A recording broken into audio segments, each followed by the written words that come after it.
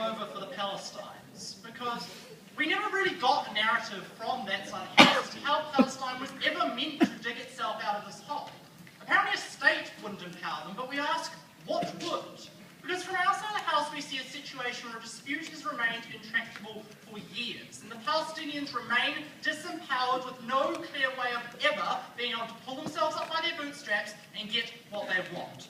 And what we say when we agree with our own government, though we wish to extend upon that, is that the way you empower the Palestinians is by giving them a state. They might not get all of the advantages of a state, but they get real, tangible advantages that will allow them to put themselves in a relative position of strength and maybe 1 or 2 generations from now honestly negotiate for the very important and difficult things to get. So we're essentially going to extend on a whole suite of fronts of closing government. We're going to explain why Hamas will be disempowered by this policy and forced to get a more reconciliatory tone and walk alongside Qatar. We're going to explain why Israel is going to have to play nice, why it can't continue to remain bellicose in the face of mounting international pressure and the disempowering of the narratives their right wing relied on for so long to hold power. We're also going to talk about the advantages for Palestine. Why? No, they might not win every vote in the UN, but the access to all the institutions they can only have through statehood will give them real, tangible benefits, including things like economic growth, which will actually allow them eventually to play on a level playing field. But let's start with a couple of points for rebuttal I just want to clean up for the front half. This point about what the Palestinians want was never really that important, because Palestinians, yes, want a one-state solution, but they have a hierarchy of priorities, right? And we say for the average Palestinian, the overarching priority is to increase their quality of life. That's why they support Fatah when Fatah can give them social services. That's why they support Hamas when Hamas can give them social services. If we can improve, increase prosperity and quality of life for Palestinians, we think they've satisfied pretty much what they want. On the point of how useful the UN will be, we want to make the very obvious observation that statehood doesn't make you completely reliant on the UN for every single aspect of the benefits it gives. You can still negotiate with organisations like the WTO and the World Bank. You can still negotiate bilaterally with trade agreements and support agreements and mutual defence pacts. You can do a whole suite of things that don't rely on the UN. But the UN is also rules-based, right? It's political-based, but also rules-based, because lots of people have interests in the rules being respected, so that when they have a dispute, the rules are respected for them. So I think a lot of the time the United States will do things like abstain or disengage itself, rather than actually have a turf war with Europe about whether or not the United Nations should continue to be an active thing. Let's talk about the advantages for Palestine.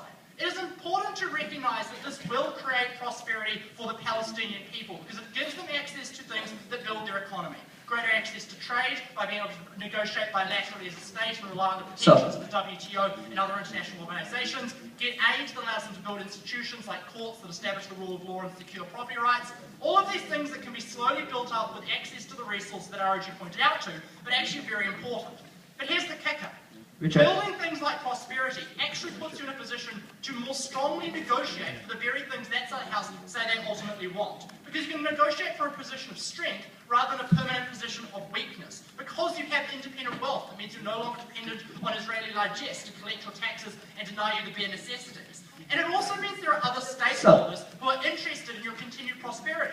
Because if you have bilateral trade, if you're part of international organisations, people care about you because you're on the world scene. And because people care about you, Israel cannot act with impunity without compromising the interests of those other stakeholders who share an interest in your continued future. Closing. Statehood, equal access to the World Trade Organization, World Bank, equal prosperity, equal miracles. Why would America, who controls those two institutions, have any incentive to assist Palestine in the construction of a state that threatens Israel, its strongest ally? Well, the United States doesn't necessarily control those organisations and won't control them into the foreseeable future, right? Lots of countries that care about Palestine, like Europe, also have a lot of power in these organisations. And also, what about bilateralism? What about simply exchanging with people for goods and services to increase your prosperity, right? The UN is not this monolithic organisation that doles out prosperity to people, right? Lots of people with bellicose relationships with the United Nations continue to be prosperous simply by bilaterally trading and rely on the fact that people can't generally invade other states. No. Now let's talk about Israel. There's been a lot of talk about Israel as a sort of monolithic hate machine, right? That just tends to react to everything that happens by spazzing hell out. We just don't think that's necessarily true. We think there are a spectrum of beliefs in Israel, as evidenced by their strong liberal streak and a whole bunch of other issues. But what's happened with the status quo is that the right wing has been able to establish narratives that give them power in the Palestine-Israel situation. They can say Palestine is a terrorist state, it's not an actual state, it's not legitimate, and no one cares about them. They can say that Palestine is dangerous to us. We can nip those narratives in the bud, firstly by crushing the idea that Israel's struggle is respected by the rest of the world, and also disempowering Hamas and things to continue to be bellicose and belligerent. And so we think we can empower the left in Israel, who are much more reconciliatory, by saying that, look, the bellicose position of the right has not done what you wanted. It hasn't unempowered these Palestinians, it's actually empowered you. All this rhetoric that you've been using to maintain power has failed. We also think that Israel is in fact more reliant on the United Nations and the United States not getting involved than they like to make out. They can't essentially fly solo if the United States refuses now to involve itself because it's scared of the backlash and simply abstains or refuses to get actively involved. But we also think there are going to be benefits when Hamas moderates. Why do we think Hamas will moderate? Well, the thing is, we think Hamas operates on a sort of rhetorical and a social service delivery level, which help empower it and empower its more bellicose rhetoric. And remember, if we can disempower Hamas and disempower their bellicose rhetoric, we necessarily disempower Israel's ability to continue to be bellicose itself.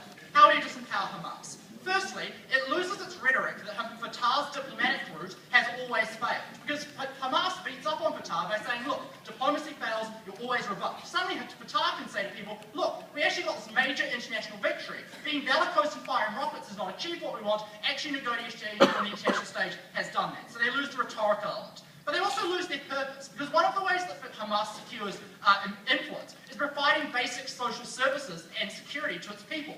But Fatah, as the front organisation for Palestine as a state, can now be better placed to provide those services itself. It has access to more international resources like aid and trade, and also has a greater monopoly over the territory of Palestine. And so if people no longer have to rely on Hamas for their daily bread, that disempowers Hamas and makes people less likely to clandestinely support them in exchange for schools and hospitals that Hamas has tended to provide in the absence of a Fatah able to do so itself. So we disempower Hamas relative to Fatah, and thus increase the ability of Fatah to promote more diplomatic solutions. And all of those are a good thing, and for those suite of reasons, we're proud to propose.